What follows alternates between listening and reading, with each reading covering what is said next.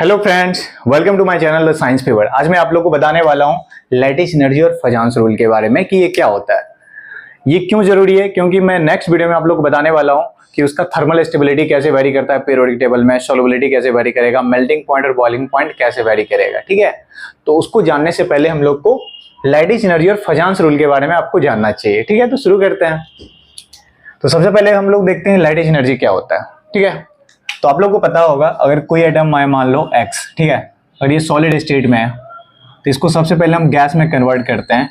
तो यहाँ पे कौन सा एनर्जी लगेगा सॉलिड स्टेट को गैस में कन्वर्ट करने के लिए?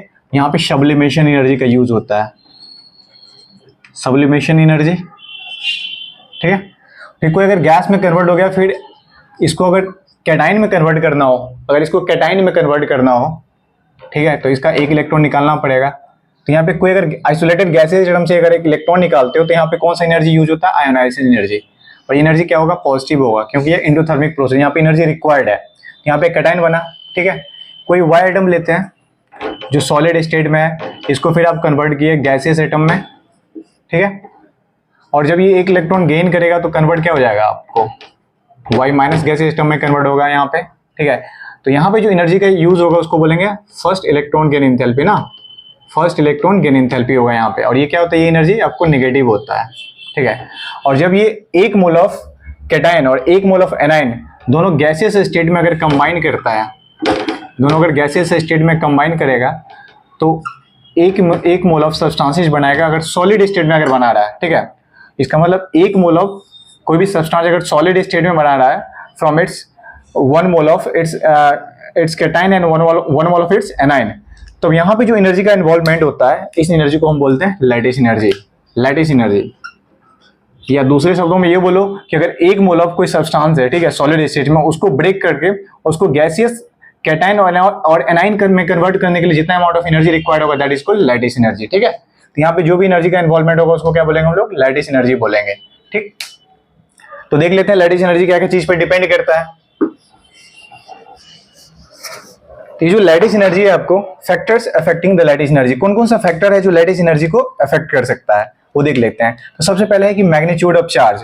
जो आपका लैटिस एनर्जी है it is directly proportional to the product of charge, product of charge के डायरेक्टली प्रोपोर्शनल होता है। जैसे यहाँ पे एक एग्जांपल देख लेते हैं हम लोग, NaCl। यहाँ पे सोडियम पे क्या है? +1 चार्ज, इस पे -1 चार्ज है, +2 -1 चार्ज, +3 और -1 चार्ज। यहाँ पे प्रोडक्ट ऑफ चार्ज देखो तो यहाँ पे क्या है?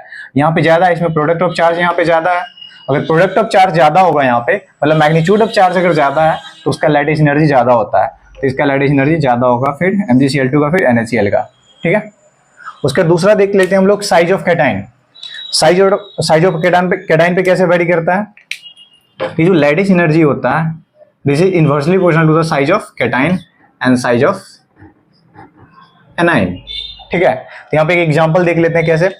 एक यहाँ पे lithium chloride, sodium chloride, potassium chloride, rubidium chloride और सीजियम क्लोराइड है यहाँ पे। ठीक है, अब देखिए यहाँ पे क्या हो रहा है कि नीचे जब हम लोग जा रहे हैं तो यहाँ पे क्या है? एनाइन तो सेम है, बट कैटाइन का साइज क्या होगा नीचे जाने पे? पीरियोडिक टेबल में आप lithium, sodium, potassium, rubidium, caesium, आप ग्रुप में अगर ऊपर से नीचे जा रहे हो तो क्या होता है? तो वहाँ पे जानते हो साइज इंक्रीज करता है। अगर साइज इंक्रीज करेगा तो लैटिस एनर्जी क्या करेगा? डिक्रीज करेगा। तो यहाँ पे लैटिस एनर्जी ज्यादा किसका होगा? तो ऑफकोर्स लैटिस एनर्जी का ज्यादा हो जाएगा than this, than this, than this. ठीक है, ये आपको लैटिस एनर्जी होता है। तो लैटिस एनर्जी दो फैक्टर पे डिपेंड किया, एक तो magnitude of charge, lattice energy directly proportional product of charge के डायरेक्टली प्रोपोर्शनल होगा, और inversely proportional to the size of cation होता है। अगर कैटाइन का साइज बढ़ेगा नीचे जाने के बाद तो उसका लैटिस एनर्जी डिक्रीज करेगा। ठीक है, चलिए तो अब हम लोग फजांस रूल पे चलते हैं कि फजांस रूल क्या होता है। इसको मिटा देते हैं।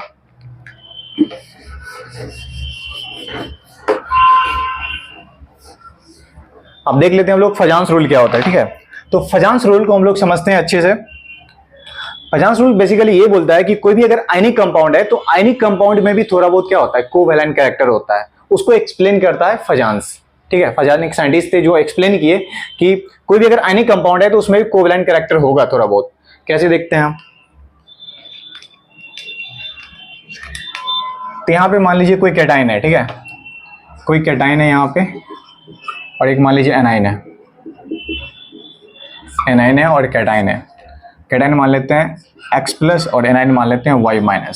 ठीक है, तो इस पे पॉजिटिव चार्ज है और इसका मान लेते हैं क्या है? न्यूक्लियस है, और ये एनाइन है और एनाइन का भी क्या होगा यहाँ पे न्यूक्लियस होगा, ठीक है। अब इस पे नेगेटिव चार्ज, इस पे पॉजिटिव चार्ज है, तो इसका जो न्यूक्लियस है, इसका न्यूक्लियस क्या करेगा, इसके इलेक्ट्रॉन को अपनी तरफ खींचेगा। जब ये दोनों कैटायन और एनायन एक दूसरे की तरफ अप्रोच करेगा आयनिक बॉन्ड का फॉर्मेशन के लिए, आयनिक बॉन्ड का फॉर्मेशन होता है, तो यहाँ पे जब एक दूसरे की तरफ अप्रोच करता है तो इसका जो न्यूक्लियस है इसके इलेक्ट्रॉन को क्या करेगा, अपनी तरफ खींचेगा। इसका जो यहाँ पे इलेक्ट्रॉन होगा उस इलेक्ट्रॉन को क्या करेगा, अपने तरफ उस इलेक्ट्रॉन को अपने तरफ खींचेगा, ठीक है। ये होता है। और दूसरा चीज क्या हो रहा होगा, और इसका जो न्यूक्लियस है इसके न्यूक्लियस को क्या कर रहा होगा, रिपेल कर रहा होगा। आपको पता है कि न्यूक्लियस के अंदर में क्या होता है, प्रोटॉन होता है, और प्रोटॉन पॉजिटिवली चार्ज होता है। तो जब ये अप्रोच करता है इसके इलेक्ट्रॉन को तो अट्रैक्ट कर रहा है, बट साथ ही साथ क्या कर रहा है, इसको यहाँ पे रिपेल भी कर रहा है ना। इसके न्यूक्लियस को यहाँ पे क्या कर रहा है, रिपेल भी कर रहा है। तो इस दोनों का जो कंबाइंड इफेक्ट ओवरऑल क्या होता है, अब देखो इसके इलेक्ट्रॉन को अपनी तरफ खींच रहा है यहाँ पे, तो यहाँ पे ऐसे हो जाता है आपको कैटायन ये है, और एनाइन जो होता है थोड़ा सा इलोंगेट हो जाता है, इस तरीके से इलोंगेट होता है। इसका सारा जो नेगेटिव वाला चार्ज है, नेगेटिव चार्ज इधर आ जाता है, ठीक है, नेगेटिव चार्ज इधर चला जाता है, और पॉजिटिव चार्ज सारा न्यूक्लियस इधर चला गया, पॉजिटिव चार्ज इधर चला गया। तो क्या हो गया, तो इस फेनोमेनन को हम बोलते हैं, ये जो फेनोमेनन है इस फेनोमेनन को हम लोग बोलते हैं polarization of anion, polarization of anion by cation, ठीक है। तो इस फेनोमेनन को क्या बोलते हैं हम लोग, यहाँ पे क्या हो गया, पोलराइजेशन हो गया इसका, पोलराइजेशन ऑफ एनाइन हो गया, किसके द्वारा, बाय कैटायन के द्वारा। और इसका क्या होगा, पोलराइजेशन पावर, पोलराइजेशन पावर। बताओ, जिस कैटायन का जितना ज्यादा पोलराइजेशन पावर होगा वो उस कोई भी एनाइन के को क्या कर सकता है, उतना ज्यादा उसको पोलराइज कर सकता है, उसके इलेक्ट्रॉन को अपने तरफ उतना ज्यादा खींच सकता है। तो यहाँ पे देख रहे होगे, यहाँ पे आयनिक बॉन्ड का फॉर्मेशन तो हुआ है, लेकिन यहाँ पे क्या लग रहा है कि थोड़ा बहुत इलेक्ट्रॉन का क्या हो गया, यहाँ पे शेयरिंग हो गया। इस तरीके से लग रहा है कि थोड़ा बहुत इलेक्ट्रॉन का यहाँ पे क्या हो गया, शेयरिंग हो गया। और आपको पता है इलेक्ट्रॉन का शेयरिंग कहाँ पे होता है, जब कोवेलेंट बॉन्ड का फॉर्मेशन होता है तो क्या होता है, इलेक्ट्रॉन का शेयरिंग होता है वहां पे। तो यहाँ पे थोड़ा बहुत लग रहा है कि आप इलेक्ट्रॉन का शेयरिंग हो रहा है because of polarization of anion. और इसीलिए आप फजान से एक्सप्लेन किया कि थोड़ा बहुत क्या हो जाता है, इसमें आयनिक कंपाउंड में कोवेलेंट कैरेक्टर आ जाता है बिकॉज ऑफ दिस फेनोमेनन, ठीक है। हम आगे चलते हैं। तो कौन कौन सा फैक्टर है जो पोलराइजेशन ऑफ एनाइन को अफेक्ट करता है, पोलराइजेशन ऑफ एनाइन को अफेक्ट करता है, ठीक है। तो सबसे पहले हम लोग देखते हैं साइज ऑफ कैटायन, ठीक है। अगर कैटायन का साइज छोटा होगा, अगर कैटायन का साइज छोटा होगा, यहां पे देख लेते हैं, पोलराइजेशन जो है वो इनवर्सली प्रोपोर्शनल होता है साइज ऑफ कैटायन का। अगर साइज ऑफ कैटायन छोटा होगा, देखो यहाँ पे एक एग्जांपल देख लेते हैं हम लोग ग्रुप में, beryllium chloride, magnesium chloride, calcium chloride, strontium chloride, barium chloride है। तो आप जब नीचे जा रहे हो, तो क्या हो रहा है, एटॉमिक साइज कैटायन है ना, Be+2 Mg+2 Ca+2, तो जो कैटायन का साइज है वो कैटायन का साइज क्या कर रहा है, यहाँ पे इंक्रीज कर रहा है, कैटायन का साइज इंक्रीज कर रहा है। अब कैटायन का साइज अगर इंक्रीज करेगा तो पोलराइजेशन क्या होगा, डिक्रीज करेगा ना। पोलराइजेशन पावर, ये क्या है, polarization power of cation, cation का क्या होगा, पोलराइजेशन पावर होगा, ठीक है। तो यहाँ पे जो पोलराइजेशन पावर है वो क्या करेगा, पोलराइजेशन पावर वो आपको डिक्रीज करेगा। तो यहाँ पे सबसे ज्यादा पोलराइजेशन पावर कहाँ पे होगा, देखो इस कैटायन का साइज इंक्रीज कर रहा है तो पोलराइजेशन पावर डिक्रीज कर रहा है ना। तो सबसे छोटा कैटायन का साइज यहाँ पे क्या है, बेरिलियम का। यहाँ पे जो Be+2 है उसका सबसे छोटा साइज है, Be+2 जो है वो सबसे स्मॉल साइज है, इसका स्मॉल साइज है। तो इसका पोलराइजेशन पावर क्या होगा, इसका जो पोलराइजेशन पावर है वो यहाँ पे मैक्सिमम होगा। अगर पोलराइजेशन पावर मैक्सिमम होगा, ठीक है, अगर साइज ऑफ कैटायन कम तो पोलराइजेशन पावर ज्यादा। अगर पोलराइजेशन पावर ज्यादा होगा तो ये जो कैटायन है इस एनाइन को क्या कर सकता है, आसानी से पोलराइज कर सकता है। और जितना ज्यादा पोलराइज कर पाएगा कोई एनाइन का तो उतना ज्यादा शेयरिंग ऑफ इलेक्ट्रॉन लगेगा, मतलब उसमें उतना ज्यादा कोवेलेंट कैरेक्टर होगा, ठीक है। तो यहाँ पे क्या हो रहा है, पोलराइजेशन पावर इंक्रीज कर रहा है नीचे जाने के बाद, पोलराइजेशन पावर डिक्रीज कर रहा है, पोलराइजेशन पावर क्या हो रहा है, यहाँ पे डिक्रीज कर रहा है नीचे जाने पे। तो पोलराइजेशन पावर सबसे ज्यादा इसका है, तो इसमें कोवेलेंट कैरेक्टर क्या होगा, सबसे ज्यादा होगा। तो इसमें कोवेलेंट कैरेक्टर इसमें क्या होगा, सबसे ज्यादा होगा, क्योंकि जितना ज्यादा पोलराइजेशन होगा उसका कोवेलेंट कैरेक्टर उतना ज्यादा होगा, ठीक है। मतलब ये जो आयनिक कंपाउंड है सारा, इस आयनिक कंपाउंड में सबसे ज्यादा कोवेलेंट कैरेक्टर किसमें होगा, इसमें होगा, क्योंकि इसका पोलराइजेशन, इसके कैटायन का जो पोलराइजेशन पावर है वो ज्यादा है, ठीक है। तो इसमें आपको कोवेलेंट कैरेक्टर इसमें ज्यादा मिलेगा। इसका मतलब नीचे जाने के बाद क्या हो रहा होगा, आपको आयनिक स्ट्रेंथ आयनिक स्ट्रेंथ क्या होगा, जो आयनिक स्ट्रेंथ है वो इंक्रीज करेगा, इंक्रीज करेगा। और ऊपर जाने के बाद क्या होगा, कोवेलेंट कैरेक्टर इंक्रीज करेगा। ठीक है, तो इसमें सबसे ज्यादा आयनिक कौन होगा, इसमें ये सबसे ज्यादा मैक्सिमम, इसमें मैक्सिमम जो होता है, मैक्सिमम वो आयनिक स्ट्रेंथ होगा इसका। ठीक है, और इसमें कोवेलेंट कैरेक्टर ज्यादा होगा। ठीक है, ठीक है। तो हम लोग देख लिए अभी कि ये जो पोलराइजेशन है क्या चीज पे डिपेंड करता है, मतलब साइज ऑफ कैटाइन के साथ जो कैसे वेरी करता है पोलराइजेशन। ठीक है, अब लोग देख लेते हैं साइज ऑफ एनाइन के साथ। ठीक है, तो इसका जो पोलराइजेशन होता है, polarization of anion, polarization of anion, polarization of anion जो होता है, it is directly proportional to the size of anion, size of anion. इसका मतलब हुआ कि फॉर ए गिवन कैटाइन, यहाँ पे क्या है, कैटाइन तो सेम है यहाँ पे, गिवन कैटाइन के लिए अगर आपको एनाइन का साइज इंक्रीज कर रहा है, एनाइन का साइज अगर इंक्रीज कर रहा है तो उस एनाइन का पोलराइजेशन भी इंक्रीज करता है। और किसी भी एनाइन का अगर पोलराइजेशन इंक्रीज किया, एनाइन का पोलराइजेशन अगर इंक्रीज किया तो उसका कोवेलेंट कैरेक्टर क्या होगा, इंक्रीज करेगा, है ना। तो यहाँ पे जो है आपको, तो आप इधर जा रहे हो, आप नीचे जा रहे हो, एग्जाम्पल में देख लेते हैं, अगर आप नीचे जा रहे हो तो क्या हो रहा है, एनाइन का साइज क्या हो रहा है, इंक्रीज कर रहा है।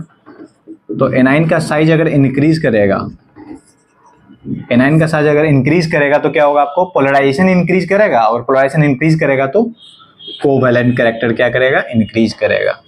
इसका मतलब यहाँ पे जो है कोवेलेंट कैरेक्टर क्या होगा, वो आपको इंक्रीज करेगा, कोवेलेंट कैरेक्टर इंक्रीज करेगा नीचे जाने के बाद। इसमें इसका मतलब चारों कंपाउंड में मोस्ट आयनिक कौन होगा, ये सबसे ज्यादा आयनिक होगा, और सबसे ज्यादा कोवेलेंट कैरेक्टर किसमें होगा, CaI2 में होगा। ठीक है, तीसरा देख लेते हैं हम लोग कि कैसे डिपेंड करता है polarization, charge on cation and charge on anion. ठीक है, तो जो पोलराइजेशन पावर होता है आपको कैटाइन का जो पोलराइजेशन पावर है, पोलराइजेशन पावर ऑफ कैटाइन ना, it is directly proportional to the charge on cation, it is directly proportional to charge on cation. Cation पे जितना चार्ज है उसका डायरेक्टली प्रोपोर्शनल है। इसका मतलब अगर कोई कैटाइन उस पर जितना ज्यादा पॉजिटिव चार्ज होगा उसका पोलराइजेशन पावर उतना ज्यादा होगा, और जिस कैटाइन का पोलराइजेशन पावर जितना ज्यादा होगा वो जिस एनाइन से अटैच होगा उसको आसानी से क्या कर सकता है, पोलराइज कर सकता है। और जितना ज्यादा एनाइन को पोलराइज कर पाएगा तो कोवेलेंट कैरेक्टर उतना ज्यादा हो जाएगा, है ना। तो यहाँ पे देख लेते हैं NaCl MgCl2 AlCl3 में आप देखो तो यहाँ पे जो है +3 चार्ज है, यहाँ पे +2 है, यहाँ पे +1 चार्ज है। तो इस कैटाइन पे क्या है, एल्युमिनियम पे ज्यादा पॉजिटिव चार्ज, इस पे +4 चार्ज है ना यहाँ पे। तो जितना ज्यादा चार्ज होगा, जितना ज्यादा चार्ज डेंसिटी होगा ऑन द कैटाइन पे, ठीक है, उसका पोलराइजेशन पावर उतना ज्यादा होगा, तो वो आसानी से जो गिवन एनाइन है यहाँ पे उसको आसानी से क्या कर सकता है, पोलराइज कर सकता है। तो जितना एनाइन को आसानी से पोलराइज कर पाएगा उसका कोवेलेंट कैरेक्टर होगा उतना ज्यादा होगा।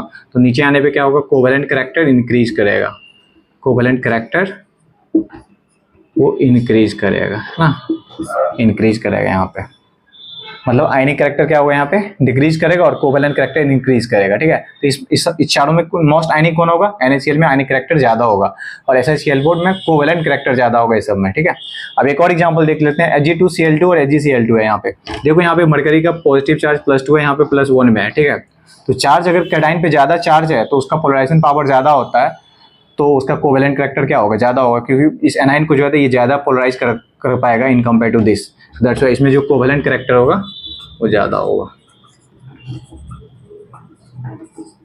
ठीक है, चौथा पॉइंट है आपको कि पोलराइजेशन कैसे, पोलराइजेशन आप इलेक्ट्रॉनिक कॉन्फ़िगरेशन ऑफ कैटाइन पे भी डिपेंड करता है, कैटाइन के इलेक्ट्रॉनिक कॉन्फ़िगरेशन पे भी डिपेंड करता है कि कोई भी कैटाइन का पोलराइजेशन पावर कितना होगा। ठीक है, तो यहाँ पे देख लेते हैं ऑर्डर ऑफ पोलराइजेशन पावर है, अगर कोई 8 इलेक्ट्रॉन स्पीशीज है उसके वैलेंस शेल में अगर 8 इलेक्ट्रॉन है, ठीक है, मतलब वो इनर्ट है ना, वो इनर्ट होता है, उसको हम बोलते हैं इनर्ट। ठीक है, और किसी के बैलेंस शेल में अगर 18 इलेक्ट्रॉन है उसका स्यूडो इनर्ट है, वो स्यूडो इनर्ट होता है। तो जो स्यूडो इनर्ट वाले हैं उसका पोलराइजेशन पावर ज्यादा होगा, तो उसमें कोवेलेंट कैरेक्टर क्या हो जाएगा, कम हो जाएगा ना, क्योंकि इसके कैटाइन का पोलराइजेशन पावर अगर ज्यादा होगा तो वो अपने एनाइन को क्या कर सकता है, ज्यादा पोलराइज कर सकता है। तो जितना ज्यादा पोलराइज करेगा उतना ज्यादा शेयरिंग ऑफ इलेक्ट्रॉन हो जाएगा, तो कोवेलेंट कैरेक्टर उतना ज्यादा हो जाएगा। ठीक है, तो एक एग्जांपल है आपको CuCl और NaCl में बताना है कि किसका कोवेलेंट कैरेक्टर ज्यादा है। ठीक है, तो देख लेते हैं सबसे पहले इसका इलेक्ट्रॉनिक कैरेक्टर। देखो यहाँ पे कॉपर क्या चीज में है, कॉपर यहाँ पे Cu+ में, और सोडियम में यहाँ पे Na+ में है। अगर आप इलेक्ट्रॉनिक कॉन्फ़िगरेशन लिखो यहाँ पे कॉपर का, तो Cu+ क्या होता है इसका 1s2 2s2 2p6 3s2 3p6 4s1 3d10 होता है, ठीक है। बट यहाँ पे प्लस है तो एक इलेक्ट्रॉन निकलेगा ऑटोमॉस सेल से, तो यहाँ से एक इलेक्ट्रॉन निकल जाएगा, तो ये खत्म, ठीक है। तो इसके ऑटोमॉस सेल में कितना इलेक्ट्रॉन हो गया, इसका जो वैलेंस सेल है तीसरा हो गया ना, इसमें कितना इलेक्ट्रॉन है, टोटल 18 इलेक्ट्रॉन है। तो इसका कन्फिगुरेशन कैसा हो गया, स्यूडो इनर्ट कन्फिगुरेशन हो गया, स्यूडो इनर्ट कन्फिगुरेशन होता है। और सोडियम का लिखते हैं हम लोग Na+ जो है आपको 1s2 2s2 2p6 3s1 होता अगर सोडियम होता तो, बट यहाँ पे प्लस एक इलेक्ट्रॉन निकल चुका है तो ये खत्म है, ठीक है। तो इसके आउटरमोस्ट सेल में अगर देखो तो आपको 8 इलेक्ट्रॉन है। इसके आउटरमोस्ट सेल में कितना इलेक्ट्रॉन है, बैलेंस सेल में 8 इलेक्ट्रॉन है। तो इसका कन्फिगुरेशन कैसा है, इनर्ट कन्फिगुरेशन है। तो इनर्ट और स्यूडो इनर्ट कन्फिगुरेशन में क्या होता है, स्यूडो इनर्ट कन्फिगुरेशन का पोलराइजेशन पावर ज्यादा होगा तो इसमें कोवेलेंट कैरेक्टर ज्यादा हो जाएगा। चूंकि एनाइन तो दोनों में सेम है, तो कोवेलेंट कैरेक्टर किस में ज्यादा होगा, यहाँ पे तो आपको पता चल गया होगा, जो कोवेलेंट कैरेक्टर होगा आपको वो CuCl में ज्यादा होगा in compare to NaCl, covalent character, ठीक है। तो यही था गाइज आपको लैटिस एनर्जी और फेजांस रूल के बारे में। फिर हम लोग नेक्स्ट वीडियो में आप देखेंगे इसका एप्लीकेशन कि कैसे इस लैटिस एनर्जी और फेजांस रूल के कॉन्सेप्ट का यूज करके हम लोग कैसे डिसाइड कर सकते हैं कि किसका मेल्टिंग पॉइंट ज्यादा होगा, किसका बॉइलिंग पॉइंट ज्यादा होगा, या उसका थर्मल स्टेबिलिटी कैसे वेरी करेगा, हम लोग देख लेंगे, ठीक है। मिलते हैं नेक्स्ट वीडियो में, अभी के लिए thank you, bye bye, Tata.